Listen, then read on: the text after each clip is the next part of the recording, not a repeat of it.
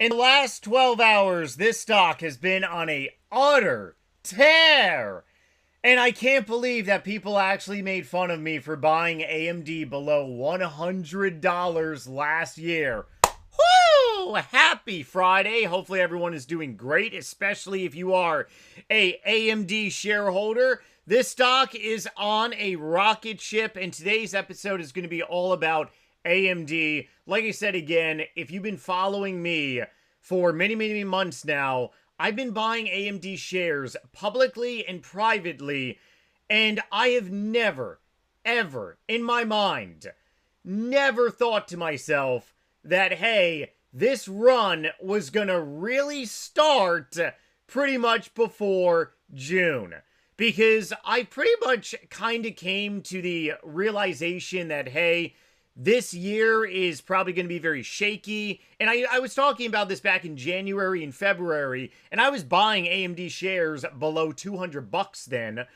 And I said, you know, AMD could very well close very much above like 300 bucks, maybe 325-ish.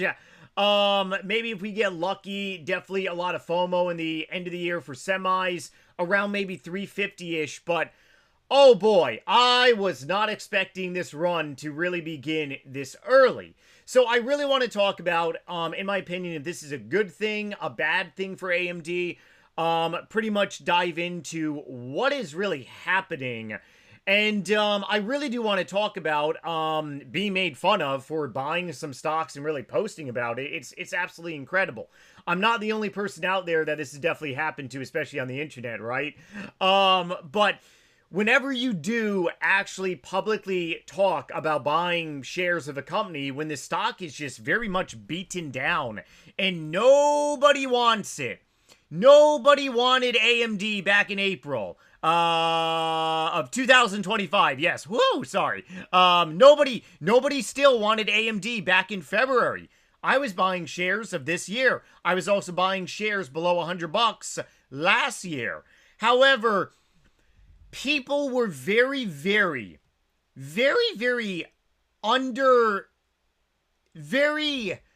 oh, there's a lot of things I can really say.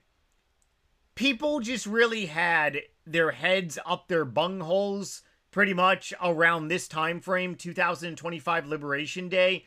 So many people honestly thought that we were entering into a multi-year cycle of pretty much like a 2007, 2008, 2009. And a lot of people really got scared and they walked away. And a lot of people really didn't actually see opportunities. I saw an opportunity because I looked at companies like AMD and I saw their outline for the next primarily 3-5 years. And I'm like, you know, this tariff drama is just really short-term, you know, nonsense. Same thing with back in February, March, and April of this year. Obviously, maybe not. Well, you know, early April, AMD was April 1st. We're still right a little bit above 200 bucks here. But seriously, the last 6 months on this YouTube channel, I've gone into some arguments with people that have said, I can't believe you really picked AMD, or I can't believe you're really bullish on AMD. Yes, I am extremely bullish on AMD, which is the reason why that I'm risking tens and tens of thousands of dollars for being invested into AMD. Once again, if you are new here, welcome. If you want to see more of my content, definitely subscribe here. I'm a raging fintech bull, semi-bull, big tech bull, and I'm doing a public account challenge for motivation and education purposes. Looking to take this amount to 6 figs in the next, we got like 13 months left. It's a 17-month challenge that started 2 January of this year, baby. This profile was actually down 10% literally a couple weeks ago. It's pretty friggin' funny, right? So AMD has literally just surpassed my expectation of a timeline. Obviously, my position at AMD is growing into a massive position. SoFi is definitely gonna be exploding relatively soon. That's a different video for a different topic. Robinhood will be making a comeback, and same with the SaaS stocks as well too. I did actually just start buying ServiceNow, and I'm going to be buying ServiceNow here in the near future pretty much they're going to some short-term pain. So if you want to see that video, check out yesterday's video. I opened a new position in ServiceNow. But I mean, right now the semis are very much rock and rolling. And there is so much optimism around AMD. It's just that people are willing to pay right now $345. Why is someone willing to buy AMD right now? It's because this stock in the next couple of years is going to be experiencing a growth rate cycle. Okay, it's going on a cycle where their growth rates are going to be exploding. Now, Lisa Su, she's a sandbagger just like any other CEO out there. It's pretty funny because Alex Karp of Palantir, he actually pretty much did not understand the game of Wall Street. You need to sandbag in order for big Wall Streeters to basically eat up your stock. Okay, you can't come out and say, yeah, we're going to do 30% growth rates pretty much for our annual growth rate, and then you come out and put up 30%. You need to say we're doing 30%, and then water cheers. You come out and you say, yeah, we're actually doing 35%. Ooh, we're doing 40%. Ooh, can we maybe do 45? Ooh, you see what I'm saying? So, very much people right now are FOMOing on in because the upside to AMD, it's absolutely crazy. Hold on. I'm trying to plug in my other laptop here. Okay, good. Good thing my laptop I'm recording on is plugged in. So I got made fun of literally on social media, last year, for buying AMD shares below $100. Those shares are on my private account, which I am, man, I am very much loving AMD today. Obviously on this account, my average is $210, 18 cents. Total, position size, $9,200. And I talked about this a lot. Honestly, maybe I should have gone a little greater. But then again, I really like the amount of shares that I am holding in AMD. Obviously, AMD is a massive position and going to be a massive position on this public account. But it's going to really show how quick something can go ahead and change. 64%, I am up on this position. Go back and watch my videos last month. I was like maybe up by 5% and I was down by 10% like well over a month and a half ago in a blink of an eye. Now, Nightmare, or you can call me Chris, Nightmare or Chris, why don't you sell your AMD shares and walk away? Because AMD on a technical analysis basis, yes, I do know technical analysis very, very well. AMD on a technical analysis basis is friggin' overbought. Overbought. When a stock is way above the moving averages, it's overbought. When a stock is way below the moving averages, it is oversold.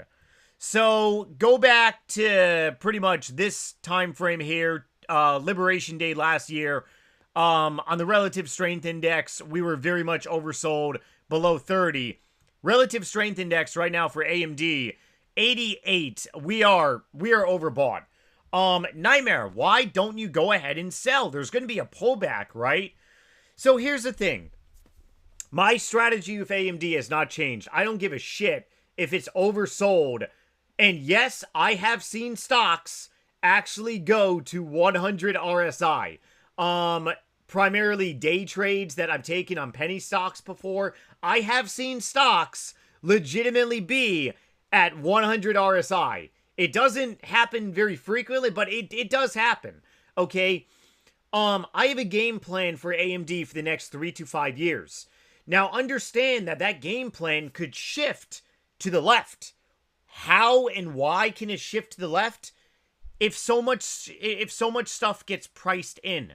Palantir trades so rich because stuff gets priced in to Palantir. Okay? Palantir has priced in so much future like growth, it's unbelievable.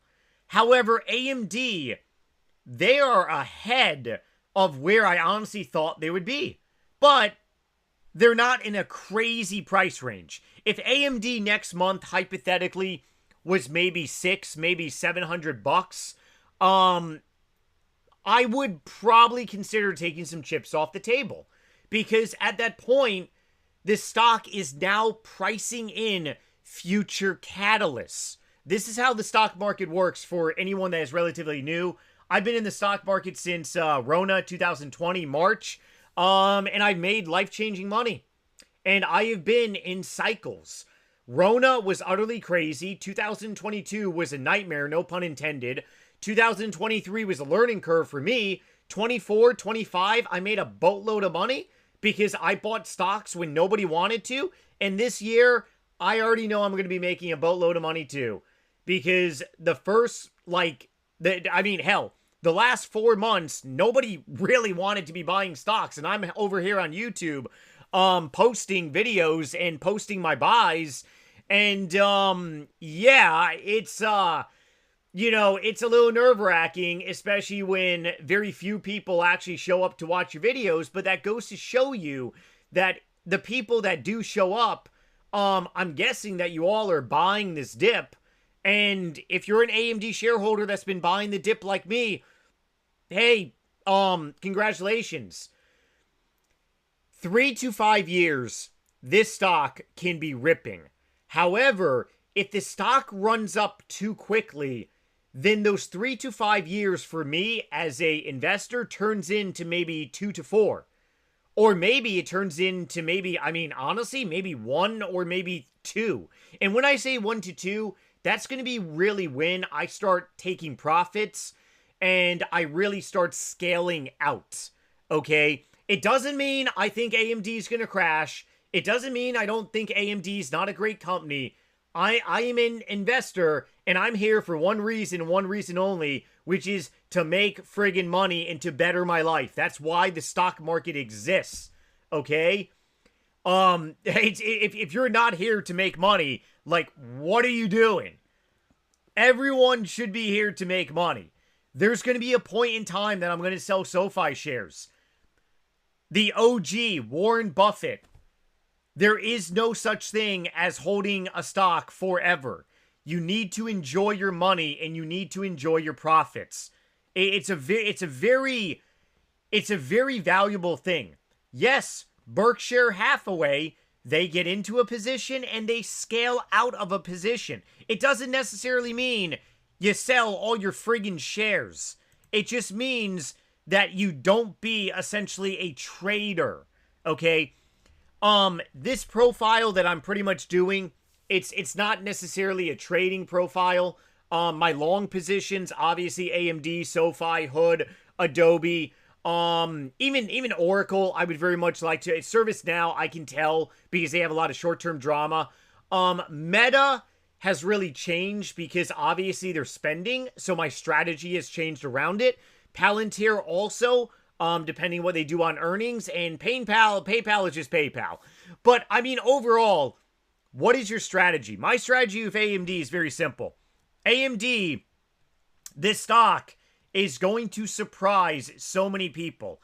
So, if you did buy into AMD, especially in the last couple months, maybe if you bought into AMD last year, definitely let me know down below. Hopefully these videos bring joy and value to other people out there. But the last 4 months have been a little nerve-wracking, especially with me posting videos on YouTube, because the amount of a lot of crickets from a lot of people, and that's how you know that you're on the right track, because I'm buying like a couple AMD shares here and there, and it's like, what is everybody else doing? Everybody can't stand to be looking at AMD. And if you are in the same boat as me, where you literally are buying shares here and there, when there's a red day, when nobody wants anything to do with the stock market, you got geopolitical bullshit nonsense left and right, you got oil going crazy, people are saying, oh, it's over, it's over. 1 share here, 2 share here, 3 shares here. Ooh, today was a really red day. 5 shares here of AMD. they add up over time. Once again, you buy the fear, you buy the blood. If you're a long-term investor, you pick up discounted shares for the future. If you are a trader, you buy the blood, you buy the fear, you sell the rip. But understand the risk that comes with that. And here is the risk. On a closing note, I tell this story a lot because it's a lesson that I've learned, especially when it comes to strategies. I have made very decent amount of profits with Palantir. I have made on the upper side close to $30,000 of profits with Palantir. On the low side, probably between maybe between 20 to 25K. I honestly really got to add it up because I tell this story a lot. I got into Palantir stock when it was in the teens. And I bought at 14, 15, and 16. Boom, baby. Boom. I'll never forget it. 100% of a banger I had with Palantir. 100% of a banger, man. Absolute banger. I ended up selling all my shares of Palantir in the high 20s. 100%. I had a position size of $10,000. 100%. Why did I sell out? That was my strategy. I stuck to my strategy, but was it the right strategy? Let's wait for it. So anyways, Palantir got into the S&P 500. And I started to get back in. I had an average in the low 30s. The stock, by the time I knew it, was in the high 60s. Hey, sold 100% again. Very happy. Very happy. That was my strategy. Was it the right strategy, though? Once again, my average price was around 33 bucks. Liberation Day happened on two different accounts. I was buying Palantir below 100 bucks in the 90s, 80s, and high 70s. I did both of those positions as trades. So I pretty much exited them out of them last summer when Palantir was in the 150s and 160s. I made close to 100% once again. If I had chosen to take a long position in the teens, I would be looking at close to, maybe when Palantir was at its all-time high, close to about what, like, that could be close to 1,500%.